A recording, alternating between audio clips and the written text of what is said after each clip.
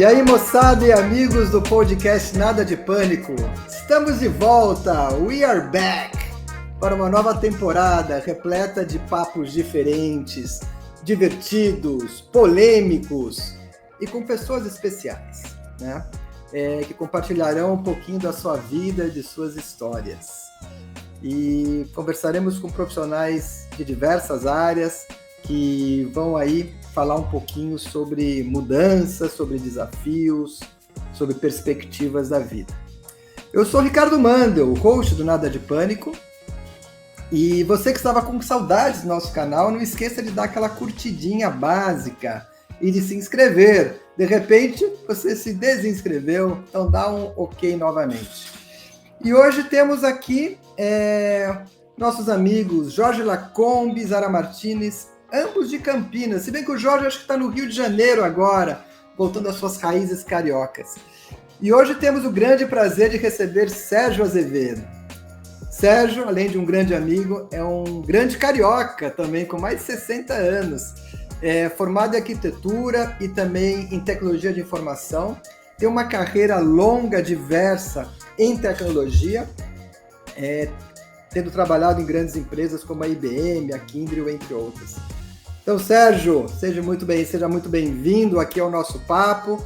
E me conta aí, como é que é? Mais de 60 anos, de repente você se aposentou da área de TI? Fala um pouquinho disso. Pois é, gente. Obrigado pela oportunidade, estou contente de ter essa conversa com vocês. Pois é, foram 31 anos de tecnologia, né? E eu achei que chegou a hora, me planejei financeiramente para isso, chegou a hora de eu realizar o antigo sonho de jovem, né? Que era fazer cinema, escrever roteiros, fazer cinema. Então, estou começando um novo ciclo, né? A terceira faculdade, feliz da vida, né? Não pensei que eu fosse ficar tão feliz, porque, na realidade, eu fui para esse projeto porque um pouco antes de eu me aposentar, de ser demitido, depois de 31 anos trabalhando no mesmo lugar, eu fiquei sem projeto. Eu, como profissional de TI, eu era gerente de projeto, trabalhava com clientes, trabalhava com equipes internacionais, e eu fiquei um tempo, quando o contrato com o meu último cliente acabou, eu fiquei um tempo com a empresa buscando novos projetos para mim. E esse tempo, para mim, foi importante, porque para perceber que o que eu mais sentia falta, já me preparando para esse momento chegar, que eu sabia que estava bem próximo, que eu sentia falta das conexões, porque mesmo eu estava, nos últimos 8 anos, eu estava trabalhando em casa, mas mesmo trabalhando em casa, eu tinha contato o tempo todo com a empresa toda, né? Tanto aqui, meus amigos aqui no Brasil, quanto lá de fora, que eu trabalhava com clientes lá de fora, as equipes também eram multiculturais de países diversos, né? Então, eu tinha várias conexões, eu criei várias amizades virtuais, e eu percebi que pensando em me aposentar, porque eu também já gosto de um sofá, vendo um bom filme, uma boa novela, eu percebi que o que ia me incomodar é exatamente a falta de conexões, a falta de conversar com as pessoas, né? Eu sou uma pessoa que gosta muito de conversar. Aí eu pensei assim, então vou realizar esse sonho e vou para a faculdade. Sérgio, então você teve a coragem de se mexer novamente e encarar uma nova faculdade. E por que cinema, Sérgio? Qual que é a principal razão? Porque quando eu tinha 18 para 19, eu escrevi uma novela. Eu fui muito criado aqui no Rio de Janeiro. Meus pais trabalhavam, nem sempre tinha empregada, e já não era muito seguro você ir para a rua. Então, eu fui muito criado vendo televisão o tempo inteiro, além dos estudos, né? E eu sempre gostei muito de novela. Então, eu escrevi uma novela em 5 cadernos, naquela época não existia computador, né? Em 5 cadernos, né? Toda a história, e gostei desse negócio. Então, no primeiro período de arquitetura, que na realidade eu sou do tempo que meus pais queriam que eu fizesse ou medicina, ou engenharia, ou direito, né? E arquitetura... Tradicional, assim, né? Trio tradicional. Arquitetura é o engenheiro, né? Que não tem coragem de fazer engenharia, tinha essa fama, né?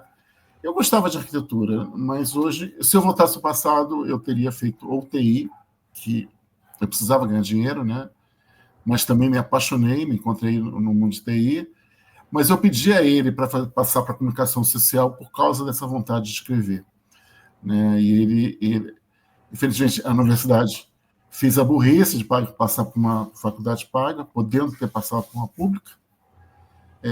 E ele falou, tudo bem, você pode mudar para comunicação, né? Você acha que não vai conseguir passar em arquitetura, né? Mas você pode passar para comunicação, você vai pagar. E eu estava, assim, morava na zona sul do Rio, o Rio de Janeiro fervilhava, assim, eu falei, quer saber, está me desafiando? Deixa para lá, vou fazer comunicação um dia no futuro. Vou terminar a arquitetura, né? E fui.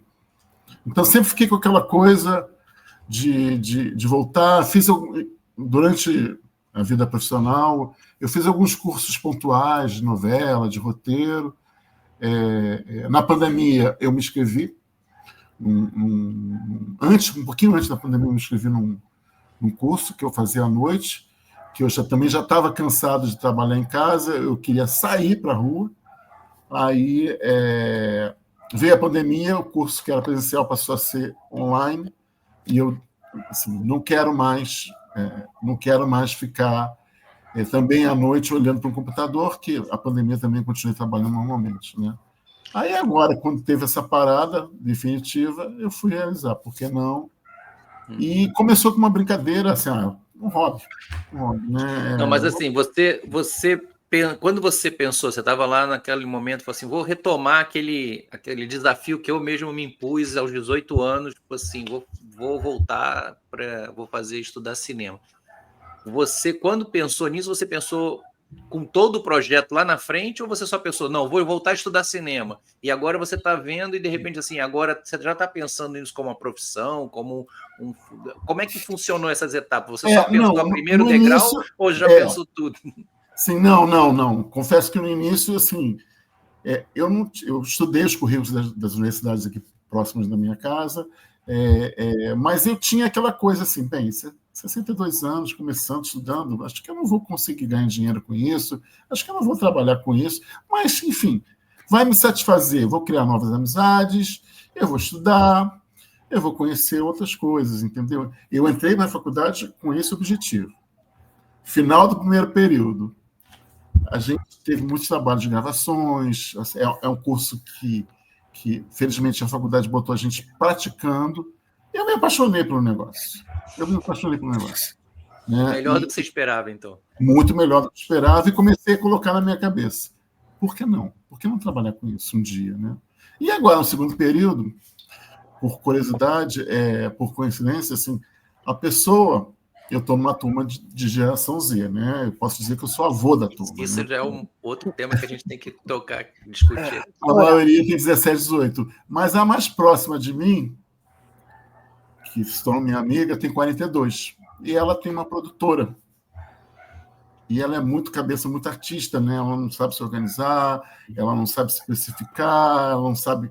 Ela quer crescer, ela tem muito trabalho, mas não sabe, enfim...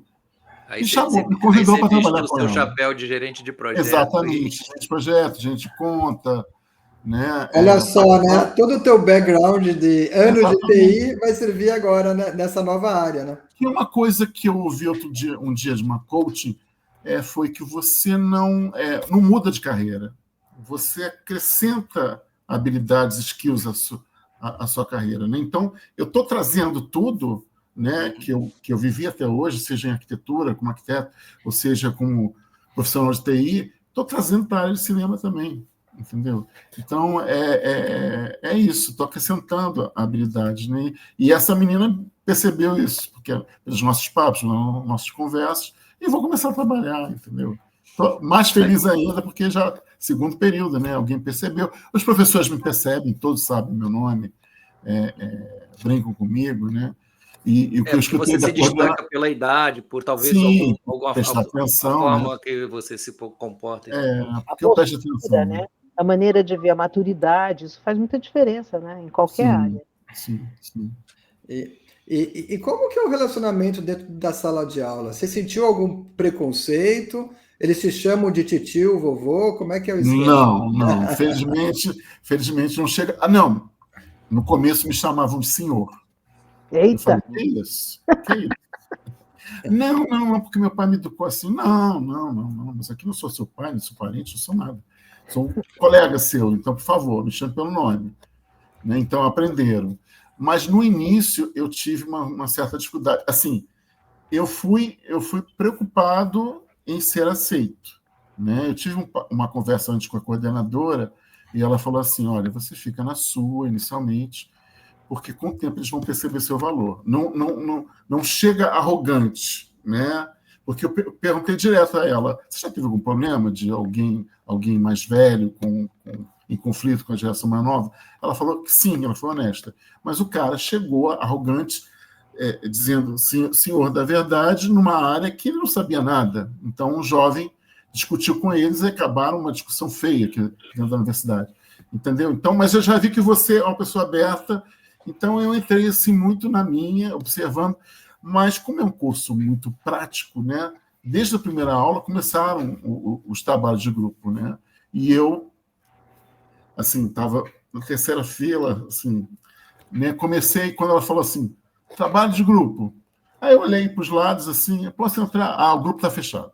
Ah, posso entrar? Ah, o grupo está fechado. Assim, já fiquei meio... Estou sentindo leitarismo comigo, né? Porque eles se juntaram e tinham um limite de grupo, e eu só recebi a mensagem de tá fechado. Aí, por sorte, cada matéria tem o seu grupo de WhatsApp, eu comecei a botar lá, estou sem grupo, alguém pode me adotar? Me adotar, exatamente. Aí, depois de uns 3 pedidos, um garoto me... Ah, tá bom, Sérgio, vem trabalhar com a gente. Esse foi o primeiro trabalho de grupo. No segundo trabalho, foi complicado também. Não conseguia me juntar a um grupo, aí eu tomei a decisão que foi a melhor para mim. Quer saber de uma coisa? Eu vou criar um grupo. Botei lá. Nem que seja eu sozinho. Estou criando um grupo. Aí algumas pessoas também que se sentiam na mesma posição que eu mandaram mensagem para mim. Posso juntar o grupo? Eu, claro, botei todos os nomes. Aí, quando eu fui ver a formação do grupo... Os grupos rejeitados. Era o grupo dos excluídos. Então, dos rejeitados. Ah, que legal. Era eu e essa amiga minha, que era mais velha, e os 4 autistas da turma. Entendeu? Olha que legal. Então, e a gente conseguiu trabalhar, a gente conseguiu... Eu também foi um desafio que eu nunca tinha... Em ambos os cursos que eu tinha feito, eu nunca tinha nunca tinha tido um colega autista, né? E são autistas em níveis diversos, graus, né? Diferentes graus de autismo, né? Então, aí depois dali, a gente começou a aparecer e final do primeiro período, eu consegui formar um grupo diverso, né? Com essa minha amiga, né? Que está sempre junto comigo, e mais jovens que são legais e gostaram. Foi o que a coordenadora disse, com o tempo eles vão perceber seu valor. Então, hoje eu sou totalmente inserido, né? Eles me beijam, vêm falar comigo, me inserem, me incluem, entendeu? E, enfim. Te convidam para as festas? Importante, eles te convidam para as festas. Não, aí só já um é aniversário. Só um aniversário num restaurante, mas já sei que já rolou as festinhas, né? Só sei por dentro das faculdades, que nem nosso tempo, né? Fulano sempre rola, sempre tem. Né? Já sei que eu não fui incluído, né? Mas isso eu não me incomodei, não. Mas a coordenadora me disse no final assim: parabéns, hein? Você resistiu, hein? E foi uma resistência mesmo, mas que valeu muito a pena. Entendi. E agora, quais são os próximos passos aí que você está vendo? Você se forma quando? Já está começando a trabalhar? Já tem coisa acontecendo? Já. São 8 períodos, já estou no segundo, né? Novas gravações, novas matérias, né? Esse período, especialmente, tem como é que faz? Uma interface com o meu lado arquiteto, né? Porque tem matéria de direção de arte, tem matéria de cenário e figurino, entendeu? Então, você acha mais fácil? Mais a ver, né? Mais a ver com a sua formação. A criatividade, né, da arquitetura. Sim, né? sim. Mas é incrível, né, que esses cursos artísticos, né, te fazem com que você crie um olhar diferenciado, né? Em arquitetura, eu formei meu olhar, né? Tanto é que quando eu entro em um ambiente, casa, escritório, eu sei de cara se um arquiteto passou por ali. Pela decoração, pela casa, então eu sei de cara. E agora no cinema, né, os professores sempre falam, gente, deixam de ser um mero espectador para observar tudo, né? O quadro que tá lá preso na parede, né? A roupa que se veste, o óculos que está usando, o cabelo conforme está penteado, tudo, né? O quadro, como está enquadramento, como está o plano, enfim. No gerenciamento de projeto também é isso. Quando você vê uma equipe trabalhando, dos detalhes. Um gerente de projeto, você consegue sacar que está sem direção, está sem organização, né? Sim. Exatamente. Então, o meu olhar, eu na parte de audiovisual, era muito mais texto e música, né? E eu não observava muitos objetos, que tudo passa uma mensagem. Tudo passa uma mensagem. No cinema, tudo está ali por algum motivo. Não tem nada que é aleatório. É por acaso, né? Sim. Porque o seu tempo é curto, né? Então você tem que passar uma maior quantidade de informação com o que você tem, né? Então, realmente, o background, a maneira de olhar, tudo isso faz diferença, né? Na história, né? Ô Sérgio, você que já escreveu novela, você se vê escrevendo um filme? Sim. Ou uma série? Sim. Da minha vida. Eu queria perguntar, sobre o quê, né? Você ia pedir um spoiler. Da minha vida. Que gênero? É na sua vida em que gênero? Das relações familiares, dos preconceitos que eu tive ao decorrer da minha vida, enfim. Entendi. Mais ou menos isso. Mas agora eu escrevi um roteiro. Todo semestre tem o dia do cinema lá na faculdade, né? Eles chamam diretores de famosos, mostram filmes, enfim.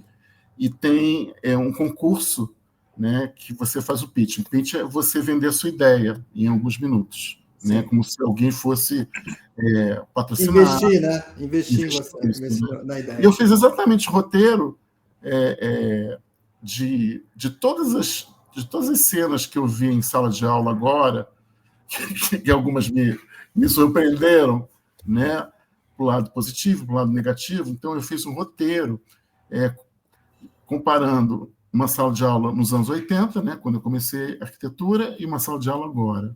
Né, são cursos ligados à arte em universidade particular no Rio de Janeiro.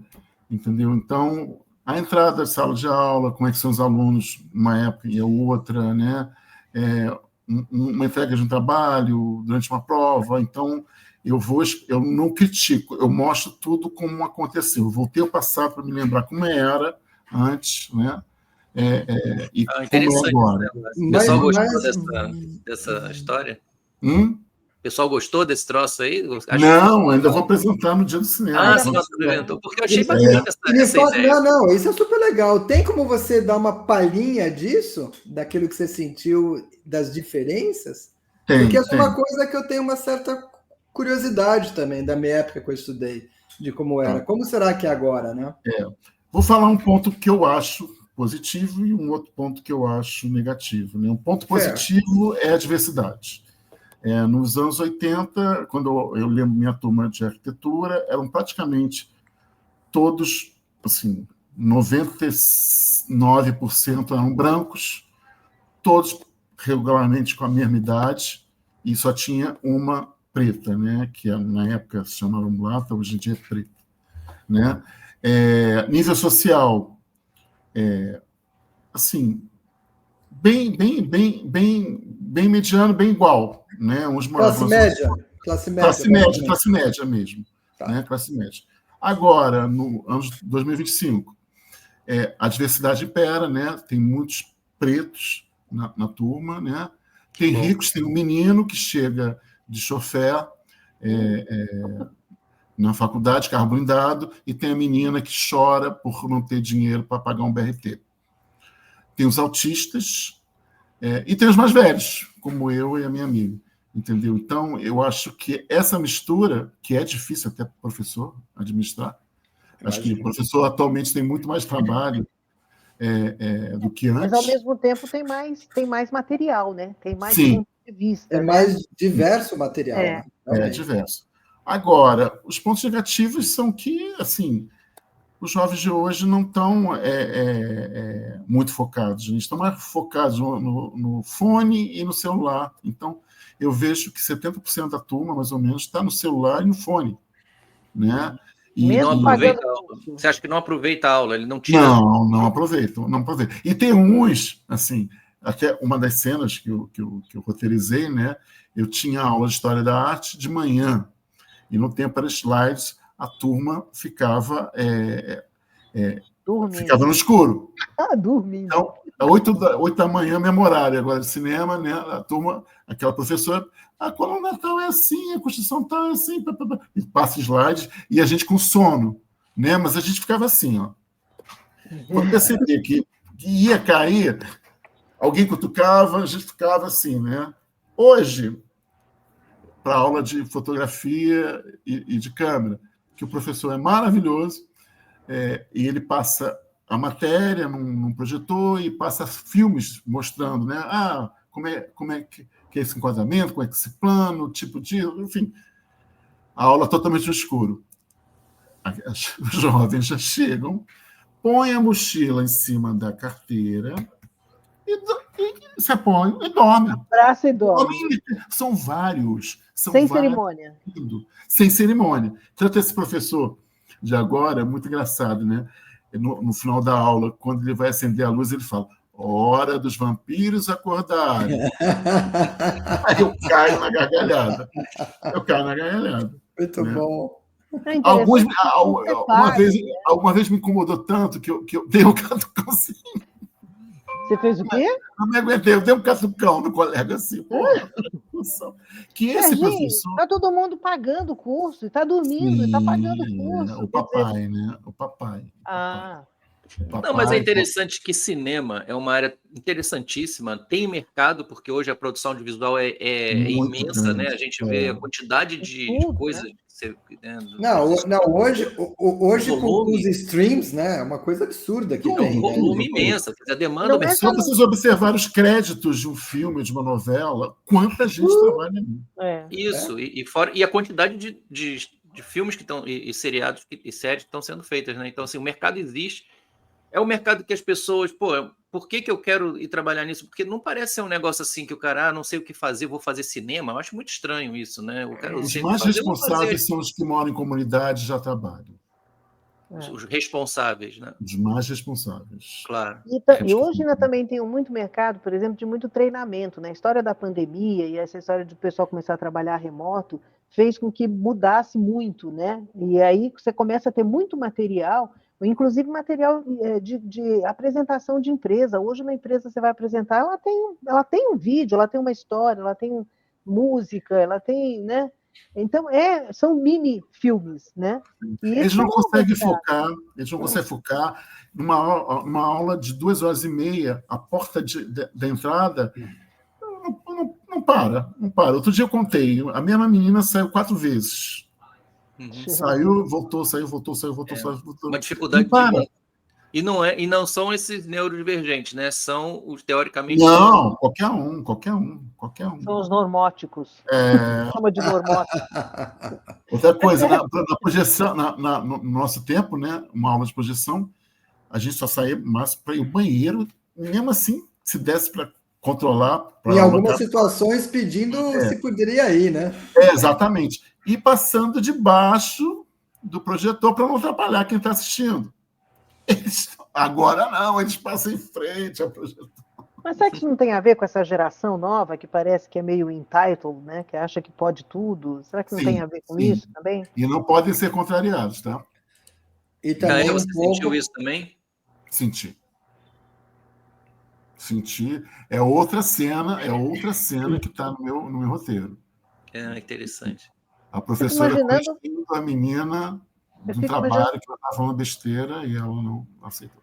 Porque Oi, Zara. Pode Eu fico falar. imaginando como é que é a produção de trabalhos de pessoas assim. Sai alguma coisa? Esses grupos que tem muitas pessoas com esse perfil, sai alguma coisa que presta? Quando põe para gravar, eles se mexem, eles gostam, né? Eles não gostam muito de sala de aula, não. Sai. Mas teve problemas. Teve grupo que não entregou, foi reprovado, enfim, não conseguiu. Né? Mas o Mano perguntou mais uma cena que prova que eles não gostam de ser contrariados. Né? A professora tinha pedido um trabalho há 2 semanas, mas ela sempre pede muito trabalho. Chegou na data, eles não fizeram. Aí a professora, não tem problema, se juntem agora, em 15 minutos, e produzam uma coisa para apresentar aqui na frente. Se juntaram todos e produziram. Não é um grupo que tinha praticamente todos de 17 anos, 18, começaram a apresentar e a menina falou uma besteira. E a professora corrigiu. Não é bem isso que você está falando. Ela falou assim, também, professora, só tivemos 15 minutos para fazer esse material aqui e apresentar. Aí a professora, não, você está enganada. Esse trabalho foi pedido há 2 semanas atrás e está registrado no grupo de WhatsApp. Também, professora, quando a senhora pediu, eu estava doente, eu não li. Ela não aceitou. E fez cara feia para a professora. Você deve ser bem. Ou seja, eles não podem ser contrariados. Não consegue, assim, a pessoa é uma sociedade que o cara tem esse narcisismo estranho, né? Porque como que a professora não te dá uma exceção pelo fato de você estar doente e aí você ter justificativas para suas falhas? É estranho isso, né? Na nossa época isso seria totalmente... Jamais. A gente chamaria isso de uma pessoa, sei lá... Mimada. Sem noção, né? Arrogante, né? E a gente ia aceitar, né? Eu falei uma besteira, o professor corrigiu, ok, obrigado. Isso, ok, aprende, né? Aquele negócio, por que não vão aceitar isso, já que o mundo gira ao meu redor? O meu umbigo, né? Em volta do meu umbigo. Então, mas o que a gente mais ouvia, quando a gente era mais novo, é assim, o mundo não para você se recompor, né? Vamos indo, né? Mas é interessante essa sua colocação, Sérgio, porque ao mesmo tempo o coordenador do curso falou para você aceitar as coisas, né, entrar manso, em vez de colocar suas posições meio de cima para baixo, e de repente esse pessoal mais jovem, eles estão sempre certos, né? Eles são os donos da verdade com seus 18, 19 anos, né? Interessante, né? Nessa idade, Serginho, eu já tive essa idade. Nessa idade você não acha que você sabe tudo. Você tem certeza que você sabe tudo. Ah, merda. Interessante. Mas com o professor havia um pouquinho de humildade, né, Zara? Pelo menos sim. Não só humildade, exatamente, havia respeito, né? A sensação que eu tenho, né, que hoje em dia existe muita falta de respeito das pessoas mais jovens com os outros, não só com os outros jovens, mas com os mais velhos, qualquer um, né? Agora, eu acho que essa geração ela entende que respeitar é como se submeter. Elas não percebem que respeitar é uma coisa de empatia, de valor, né, entendimento do outro. O outro é tão válido quanto você, etc. Então, o respeito é uma coisa de tornar o outro igual e não é uma questão de submissão. E essa geração, às vezes, acha que respeitar o outro é como se eu estivesse me subjugando a ele, né? Por quê? Ele é melhor do que eu? Não. Ele merece tanto quanto você. Por isso que você tem que respeitar. E o entendimento se você está numa posição de uma sala de aula, existe uma hierarquia. Claro. Né? Se você está no trabalho, existe uma hierarquia. Você está na família, existe uma hierarquia. Né? Em todo lugar existe uma hierarquia. E você tem que entender que isso funciona. Não tem problema nenhum. Né?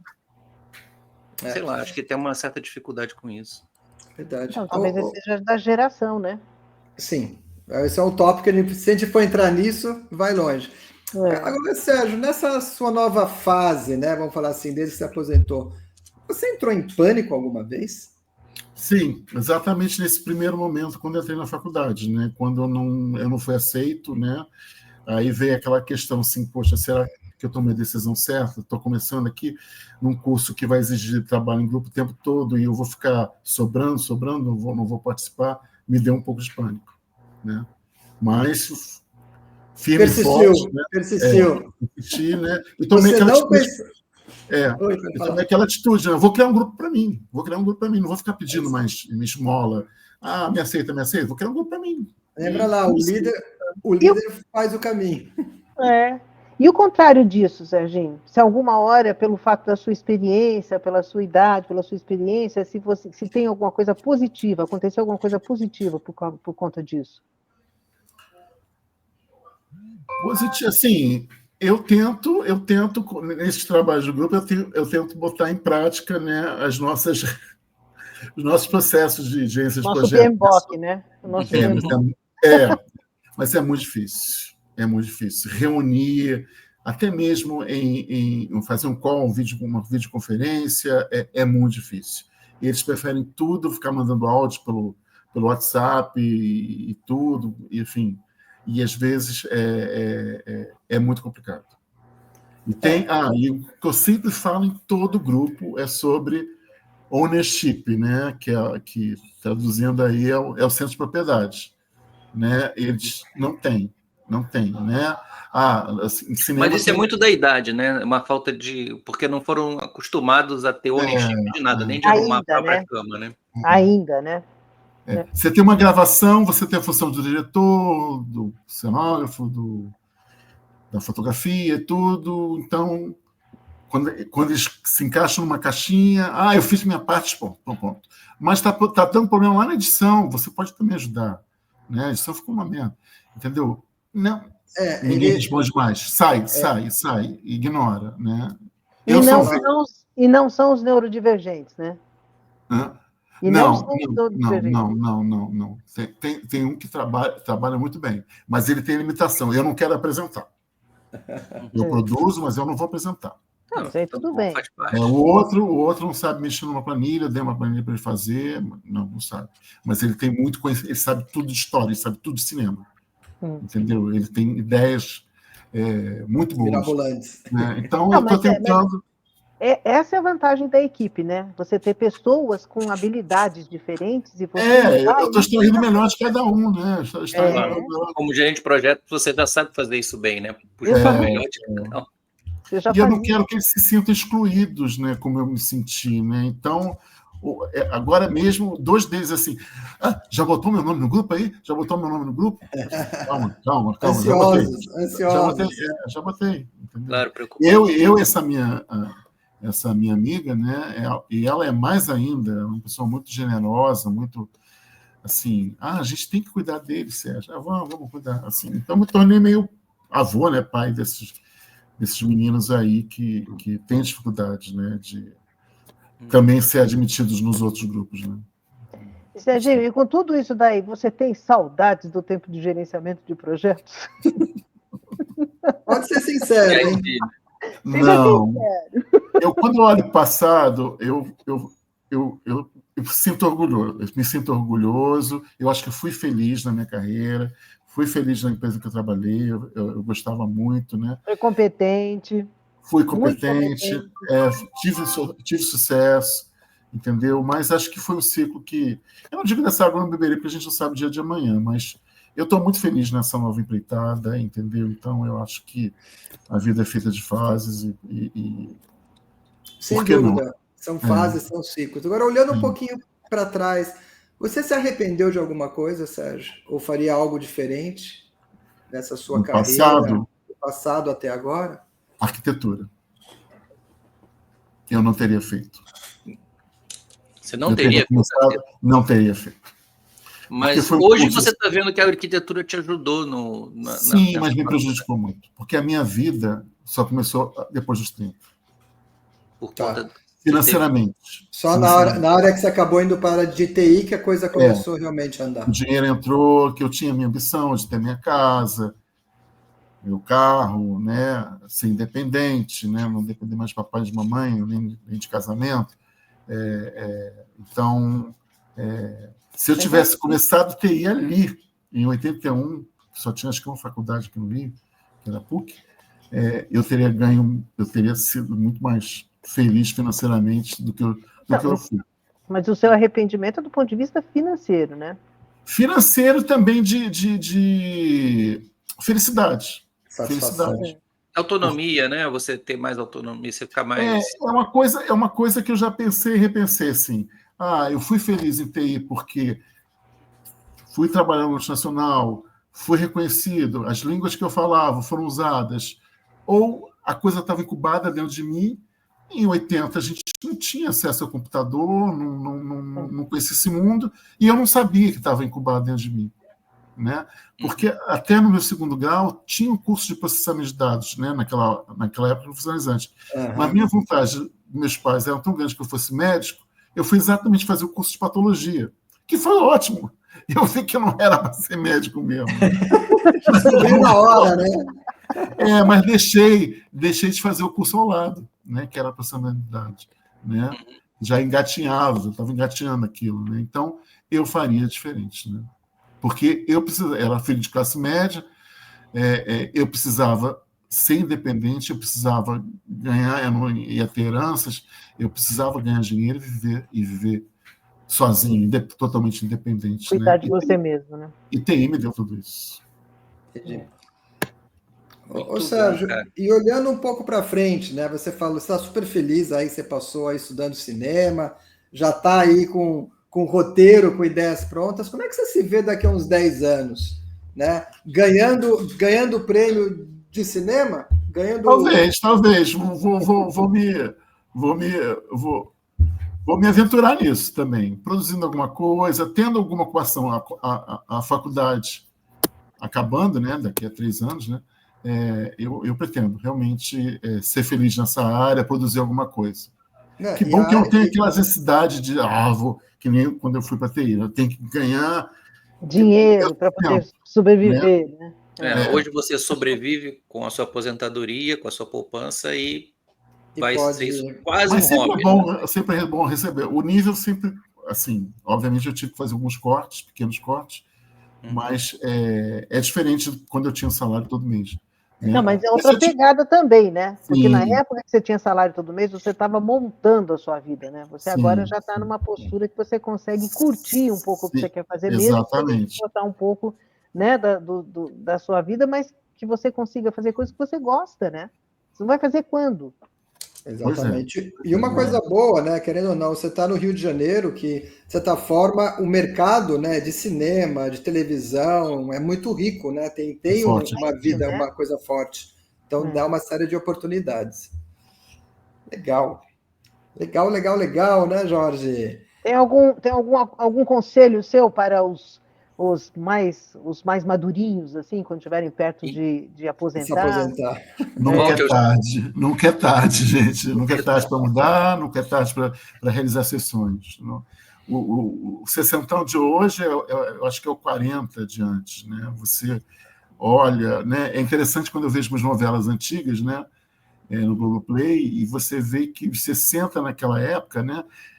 Todos com roupinha de velhinho, né? Aquela velhinha, vovozinha, né? E eu vou olhar a idade da atriz, né? Ela tinha 60, a mesma idade que eu tenho hoje, né? E você vê que é totalmente diferente, né? A gente está conseguindo, com os recursos da medicina também, né? De estética, a gente está conseguindo viver mais, com mais qualidade de vida, né? E ser produtivo, né?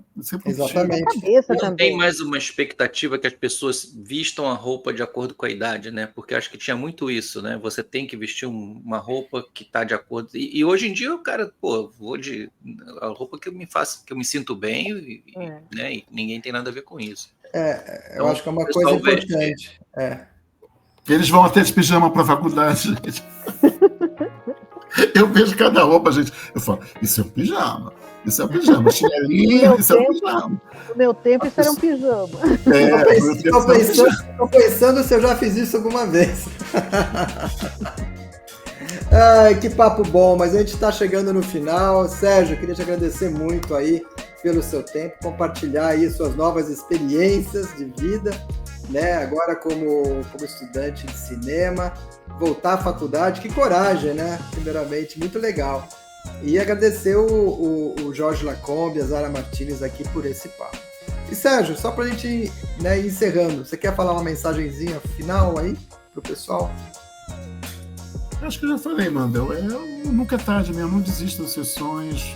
Se planeje, né? Acho que planejamento é importante, né? Não dá para para você, vou fazer isso agora sem ter um respaldo, né, financeiro por trás, né? Então, é planejamento e seguir seu plano, atingir seu sonho com um planejamento adequado. Mas um planejamento não só financeiro, mas também psicológico, né? Sim, todo, financeiro, psicológico, etc. Parabéns, Serginho, parabéns, cara, mesmo. Parabéns mesmo. Seu sonho. Muito bom. Nós ficamos muito felizes por você nesse momento atual. Né? Então eu queria agradecer a todo mundo aí que está acompanhando, está assistindo, ouvindo aí o nosso podcast. Lembrando que o Nada de Pânico ele é feito aí por um grupo de profissionais sênior, justamente mostrando que não interessa a idade, você pode ser extremamente produtivo, inteligente, divertido, encarar novos desafios, novos negócios e ser feliz, que é o mais importante. Então, pessoal, tudo de bom, até o próximo episódio. Tchau, tchau. Tchau, pessoal.